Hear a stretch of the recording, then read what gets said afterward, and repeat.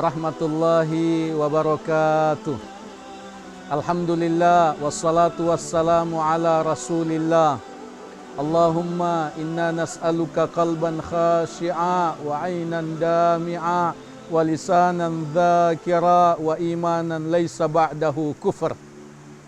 Ya Allah, kami semua memohon kepadamu hati yang khusyuk, mata yang selalu menangis karena taubat, lisan yang selalu berzikir, dan iman yang tidak ada kufur setelahnya. Allahumma amin. Amma ba'd.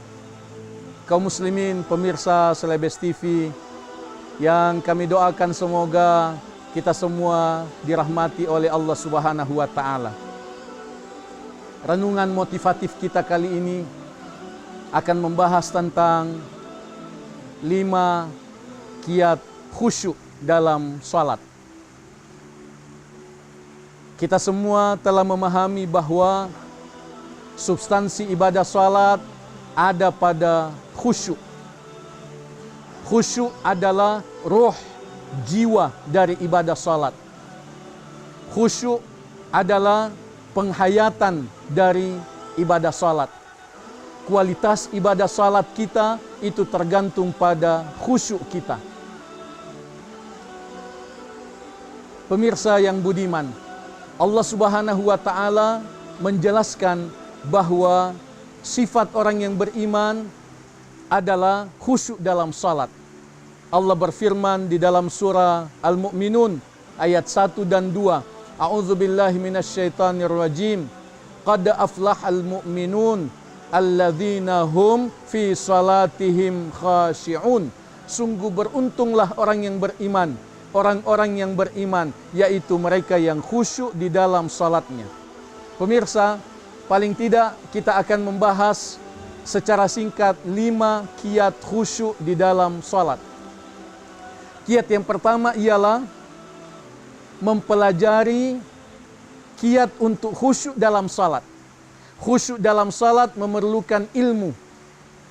Khusyuk dalam salat mesti sesuai dengan tata cara khusyuk yang diajarkan, yang diamalkan oleh Rasulullah sallallahu alaihi wasallam. Dan itu memotivasi kita untuk rajin mempelajari tata cara salat Nabi sallallahu alaihi wasallam. Rasul sallallahu alaihi wasallam bersabda, "Shallu kama raaitumuni usalli." Salatlah kamu sebagaimana kamu melihat aku, Nabi Muhammad sallallahu alaihi wasallam, salat. Yang kedua, khusyuk di dalam salat memerlukan niat. Khusyuk di dalam salat memerlukan keinginan. Khusyuk di dalam salat memerlukan perencanaan. Bahwa sebelum kita salat, kita berniat, kita memunculkan keinginan, kita merencanakan bahwa salat saya kali ini akan lebih khusyuk dibanding salat sebelumnya. Tidak ada khusyuk tanpa keinginan, tidak ada khusyuk tanpa niat, tidak ada khusyuk tanpa perencanaan. Yang ketiga, khusyuk di dalam salat itu bisa dicapai dengan penghayatan gerakan dan bacaan.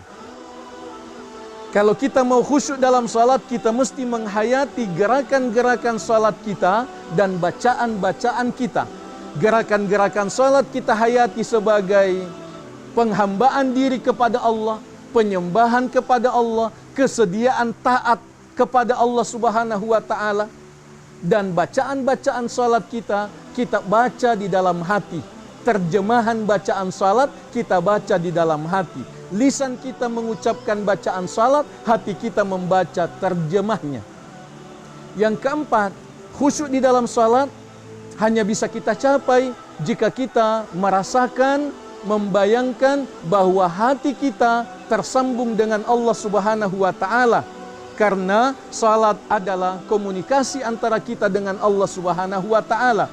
Dan yang kelima, khusyuk di dalam salat hanya bisa kita capai jika kita menjadikan salat sebagai persiapan untuk kematian.